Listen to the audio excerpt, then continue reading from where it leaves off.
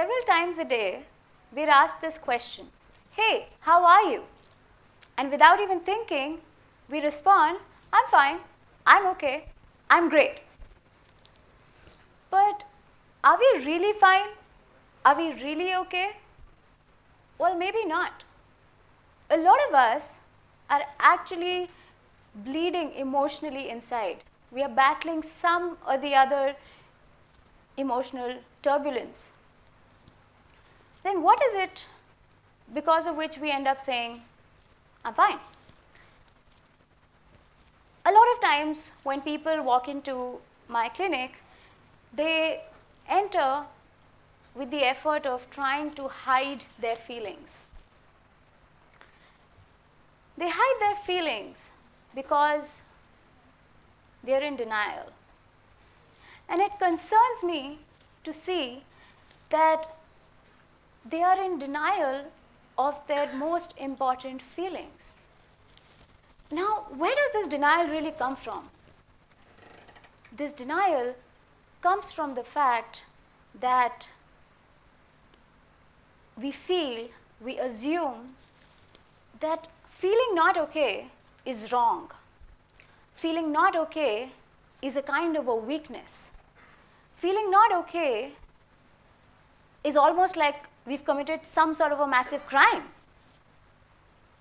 And let me tell you, this can be the most debilitating idea of your life. Having treated over 700 cases in the last 5 years, I've realized certain things, and I'm going to share some stories with you today. Manav, a 40-year-old businessman. He has his business spread all over the globe with meetings that he's doing every month from here to there. Very, very busy man. Manav walked into my office because he was struggling with sleep. And because of not being able to sleep, he was snapping out on people for no reason. He was just not able to control his anger. He was frustrated, he was irritated, and he was losing sleep because he had recently borne some failures at work. He had made some inaccurate decisions that he just couldn't understand how. And on talking to Manav, he said that, "I just don't know what happened. I don't understand how this even took place." Now, Manav is a person who's been succeeding one after the other, grew his business from 0 to 100, and he is just not able to accept the fact that he made a mistake. And I told Manav that what you're experiencing is a sort of anxiety. And when I told him that, Manav started having anxiety about having anxiety, because he felt that, how can I become anxious? He is someone, whenever he enters a meeting, people would stand up for him, and whenever he would say something, his word would be the last word. So he just couldn't take the fact that he failed at something, and that's making him anxious. And then I explained how the process works, and Manav said that, Prachi, I'm really afraid that if I start talking about my feelings, I'll end up feeling vulnerable and weak. And I told him that, Manav, I think it's time you give your feelings and your emotions its due. How about you take the risk of doing this with me and see how it feels? And Manav, being the responsible person that he is, he took the plunge. And as we did sessions after sessions with him, and he told me that I never imagined that just talking about my problems could be so relieving. Just talking about my problems could help me see my thoughts so clearly. And eventually, therapy became a sounding board for Manav. And he started talking about things. And also, it gave him an opportunity to answer the questions that were really, really important to his life. And these problems are not limited to work or performance. That brings me to Mia, a 22-year-old go-getter. Now, Mia is a very smart, intelligent girl who's studying in one of the most premier institutes of this country, and she's always managed to achieve her goals. Now, Mia booked a session with me willingly, and when she came and we started talking, she was talking about studies, what she did in the morning, how her day went, and I kind of felt that this is not why she's here for. And as a matter of fact, as we went deeper, I realized that talking about the real issue was very difficult to her, was very embarrassing for her. Mia was sexually abused by her own father for 5 years in the name of sex education. And it was so disgusting for her to even use words to communicate this that she was too ashamed to talk about it. And even when she started talking about it, she was blaming herself all through the while. Like, maybe if I could have done something differently, maybe I should have said something, maybe I should have done something. And I said, Mia, it's okay. You were an 11-year-old kid. And as we went forward in the process of therapy, and she realized that it was not her fault. Mia was continuously, all these years, looking at the situation from a perspective where she blamed herself for everything that was going wrong because of this situation, unfortunate situation in her life. And through the course of therapy, she realized that not everything that goes wrong is her fault. And it could be the situation. Mia was very uncomfortable with her own self, with her own body. I remember when she first came to me, she was wearing loose clothes. Shaking hands was very uncomfortable to her. And as we moved forward, I noticed that she started feeling differently about herself. She started liking herself.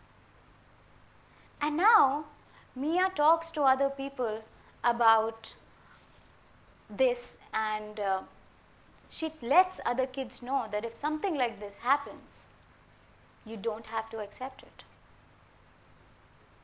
Mia now has started liking herself and started enjoying her relationships. These problems are not even restricted to age, which brings me to Mamta, a lovely 54-year-old woman who actually called me several times before booking her first appointment. Mamta, when she even came for her first appointment, was convinced that, this is not going to work. I'm just here to honor the fact that I booked an appointment with you. That's how hopeless she was about life. Mamta had devoted 30 years of her life for her children, her husband, her family. All she wanted, a comfortable life with her family. And she raised her children really well. They're settled and they're away now. And what was under the surface in all those 30 years was the fact that Mamta was struggling through a very abusive relationship with her husband. And now that the children have gone, she has no motivation to stay. And she had actually come to me after filing her divorce. Mamta was feeling lonely, insecure, and anxious as to how her life is now going to unfold. So, like I told you, she didn't want to talk. She said, I don't think anything is going to help me. I'm just here to honor the fact that I came here, that I booked an appointment. And I said, okay, no problem. But since you're here, let us talk about what brought you here in the first place. What made you call me? And she started telling me about her story.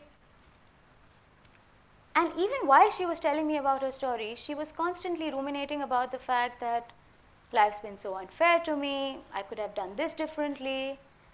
And I could see the strong dissatisfaction from life that she feels. And normally a session that lasts for 45 to 60 minutes, Mamta's session lasted for 90 minutes. Because she kept talking and I kept listening, and all that I said was, it's okay if you did not know how to respond to a situation that you've never encountered before, that you did not sign up for. And by the end of 90 minutes, Mamta said, thank you. Thank you for listening to me. I feel heard. For the first time, I felt that I can say whatever I want, and I will not be questioned that you shouldn't think like this, you shouldn't feel like that, how can you do this? I felt heard. I felt I could be myself. It was liberating. And as we moved forward in the process with Mamta, she realized that her happiness was her own responsibility. And because of all these years of dissatisfaction, she came into a habit of complaining about people and things in life. And she also developed an insight that she needs to accept people as they are. She needs to accept people and situations for the way it is. Mamta now is able to be extremely comfortable if she sends a box of sweets to a friend and her friend does not say thank you. Mamta is now able to be okay to first give her call to her children and not expect them to call and keeps waiting and sulking about the fact that why didn't they call. Mamta now happily takes classes for students and enjoys doing what she does. And from all these things and from a lot of other cases that I've worked with, I've realized one thing, that life's not fair. It never was, it never will be. So it's time for us to start using the power words. It's okay.